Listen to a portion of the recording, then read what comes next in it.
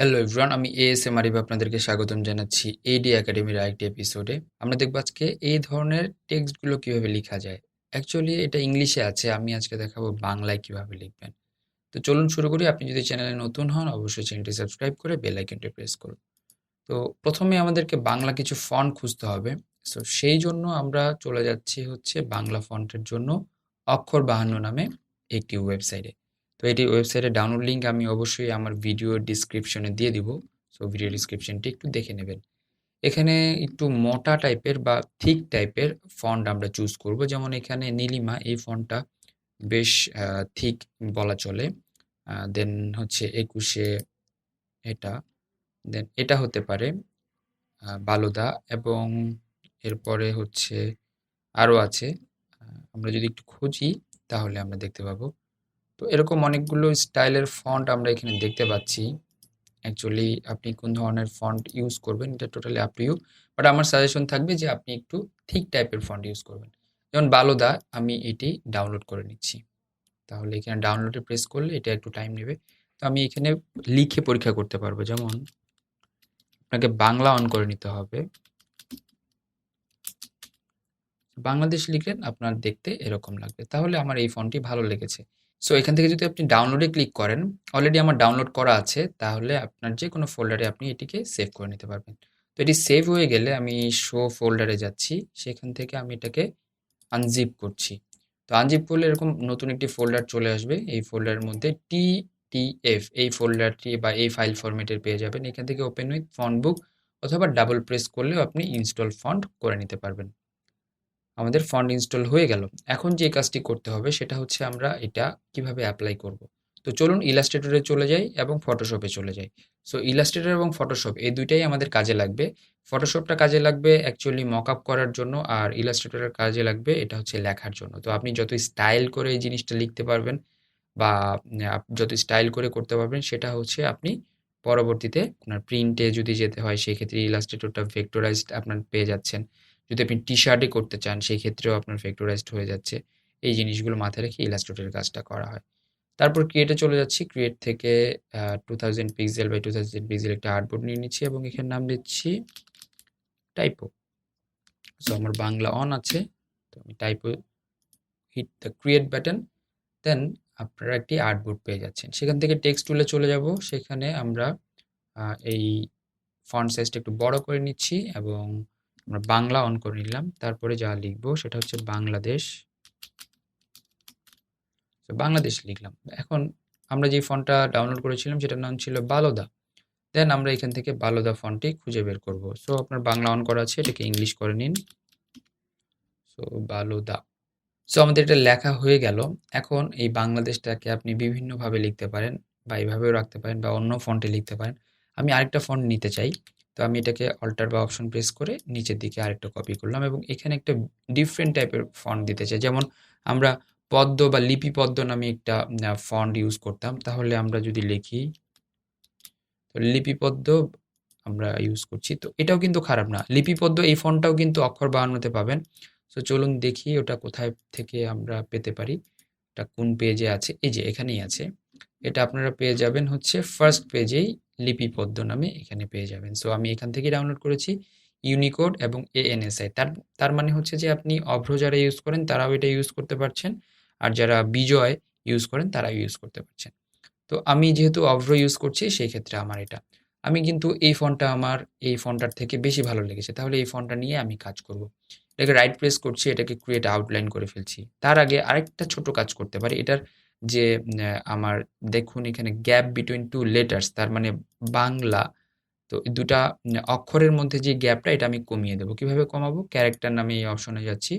সেখান থেকে দেখবেন এই যে এখানে এইটা দিয়ে আপনি বাড়াতে কমাতে পারবেন। তাহলে আমি মাউসের স্ক্রোলটি ঘুরিয়ে এটি কমাচ্ছি বাড়াচ্ছি। তো এটা এভাবে একদম এরকম হয়ে যাবে যদি বেশি কমান, আর বেশি বাড়ালে একদম ফাঁকা হয়ে যাবে। সো আমি এটাকে একটু এভাবে রাখতে চাচ্ছি। সো -7-8 এর মতো রাখতে চাচ্ছি। আপনি যদি চান তাহলে 0 করে রাখতে পারেন। রাইট প্রেস করে ক্রিয়েট আউটলাইন করে দিচ্ছি। তো ক্রিয়েট আউটলাইন করে ফেললে এই জিনিসটা কিন্তু আর ফন্ট থাকছে না, তখন এটি শেপে পরিণত হয়েছে।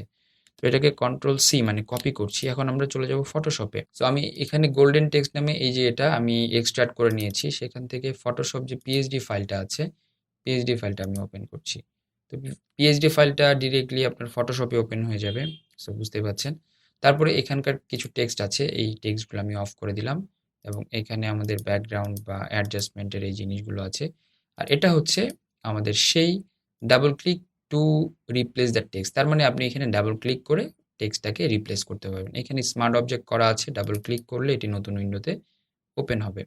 সো এখানে আমরা কি করব, ওই যে আমরা বাংলায় যে লিখলাম সেটি পেস্ট করব। এটি দেখুন এখানে দুটি পার্ট করা আছে, একটা হচ্ছে আপনার এই যে ড্রপের অপশন, দ্যাট মিনস ড্রপ যে ইঙ্ক ড্রপগুলো হয়েছে সেটা, আর আরেকটি হচ্ছে টেক্সট অপশন। তো এখানেই আমি কন্ট্রোল ভি মানে পেস্ট করে দিলাম। এখন পেস্ট করার পরে বাংলাদেশ লেখাটা এরকম হয়ে গেল। আমি এটাকে একটু ছোট করছি। তো 2020 দ্যাট মিনস হচ্ছে ফটোশপ 2019 এবং 2020-তে আপনি শুধুমাত্র এভাবে টানতে পারবেন।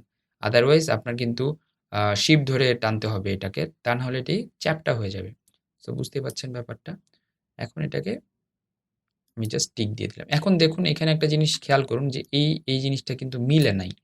দ্যাট মিনস এই জায়গাটুকু মিলে নাই।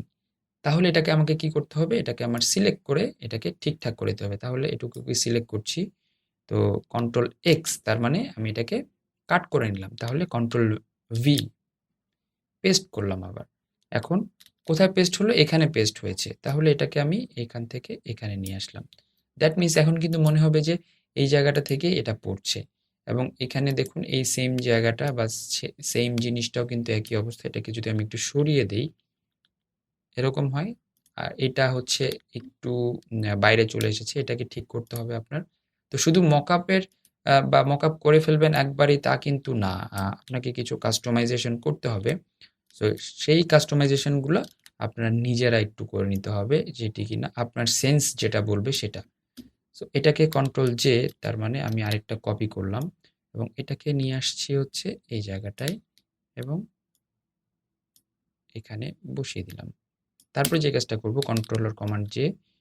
সো আমি কি শর্টকাট কি ইউজ করছি এগুলো একটু খেয়াল রাখুন, তাহলে আপনাদের বুঝতে সুবিধা হবে। কন্ট্রোল জে প্রেস করছি, কন্ট্রোল টি প্রেস করছি এবং এটাকে এখান থেকে নিয়ে আসছি। এবং যদি এটাকে এখানেও রাখি তাও খারাপ লাগবে না। Okay fine. এই জায়গাটার এই জিনিসটা একটু এক্সেসিভ ভাবে আছে, এটাকে আমি কাট করে নিলাম। আর যে লেয়ারটি ধরেছি সেই লেয়ারে আসলে এই অংশটি বা এই অবজেক্টটি নেই, তার মানে আমাকে এই লেয়ারটা ধরতে হবে এবং কন্ট্রোল এক্স বা কমান্ড এক্স এবং এটাকে পেস্ট করে দিলাম। দেখুন পেস্ট করার পর কন্ট্রোল টি প্রেস করছি, তার মানে এটি কি ট্রান্সফরমেশনের জন্য এটা চলে আসছে, তাই এটা বারবার আমাকে খুঁজে পেতে সাহায্য করছে। এটাকে আমি এখানে দিয়ে দিচ্ছি। দেখুন এখানে মোটামুটি আপনি বাংলাদেশটা লিখে ফেললেন। এখন কন্ট্রোল আর কমান্ড এস প্রেস করলেন, সেভের যেই বাটনটা আমরা প্রেস করি সেটা। এখন এটি পাশের উইন্ডোতে গিয়ে সেভ হয়ে যাবে, দেখুন বাংলাদেশ। সো আপনি ইজিলি কিন্তু এভাবে ক্রিয়েটিভ টেক্সটগুলো বানিয়ে ফেলতে পারেন। এখন দেখুন যে আপনি গোল্ডের এই জায়গাটা আপনি চাইলে এইখান থেকে এটা ক্লিপিং মাস্ক হয়ে এসেছে। ইফেক্ট যদি আপনি দিতে চান এইভাবে দিতে পারেন এবং অ্যাডজাস্টমেন্ট এখানে আপনার আপনি লাইটটা অ্যাডজাস্ট করতে পারবেন। দেখুন আপনি চাইলে কতটুকু লাইট বা কতটুকু ডার্ক রাখবেন, totally up to you. So বুঝতেই পারছেন সবগুলো কাস্টমাইজেশন আপনারা এভাবে পেয়ে যাচ্ছেন। দ্যাট মিনস এই ভিডিওতে আমি প্রোভাইড করছি হচ্ছে আমরা ভিডিও ডিটেলে পেয়ে যাবেন ফন্ট এবং এই যে মকআপটা, এই মকআপটা অ্যাকচুয়ালি এটা মকআপ ফটোশপ দিয়ে করা হয়েছে। তো আপনি চাইলে আপনি ফটোশপ থেকেও করতে পারেন এবং আমি ইলাস্ট্রেটর থেকে টেক্সটটা নিয়ে আসলাম এই কারণে যাতে করে টেক্সটটা না ভেঙে যায়। আমি এখানে ডিরেক্টলিও লিখতে পারতাম, আর যখন আমি এখানে ডিরেক্টলি লিখবো তাহলে চেঞ্জ করতে পারবো। তার মানে আমি এই জায়গায় যাই দিব তাই হবে। তো আমি এটাকে সবগুলোকে সিলেক্ট করে একটা গ্রুপ করে ফেলছি। যাই দিব তাই হবে, তার মানে কি? তার মানে আমি যাই লিখব তাই হবে? ইয়েস। আমি এখানে নাম দিচ্ছি হচ্ছে যে বাংলাদেশ। সো তাহলে আমি এটাকে একটু ডেমো দেই। আমি যেমন এটাকে অফ করে রাখলাম। এখন আমি নরমাল একটা টেক্সট নিচ্ছি। টেক্সট নিয়ে লিখলাম হচ্ছে এডি একাডেমি। সো এডি একাডেমি যে লিখেছি এটাকে আমি কন্ট্রোলার কমান্ড টি প্রেস করে বড় করে দিচ্ছি এবং কন্ট্রোলার কমান্ড এস প্রেস করে দিচ্ছি। দেখুন পাশের উইন্ডোতে এসে এডি একাডেমি লেখাটা চলে আসছে। ড্রপের এটা আমি হচ্ছে যে এটার মধ্যে দিয়ে দিয়েছি, তাই ড্রপের এটা দেখা যাচ্ছে না। আমি যদি এটাকে অন করে দিয়ে মোটামুটি সব বন্ধ করে শুধু ড্রপেরটা রাখি, কন্ট্রোল কমান্ডে প্রেস করছি,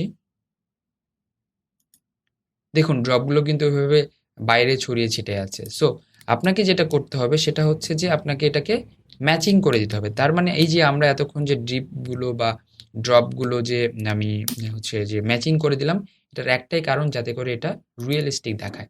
দেখুন আমি আবার এটাকে সেভ করে ভেবে দিলাম, এটি এখানে চলে আসলো। তো এভাবে আপনি করে ফেলতে পারেন একটি ক্রিয়েটিভ টাইপের টাইপোগ্রাফি, বা আপনার কোনো কি বলবো একটা টাইটেল হতে পারে কোনো কিছু। এই ধরনের জিনিসগুলো অনেক ক্রিয়েটিভ।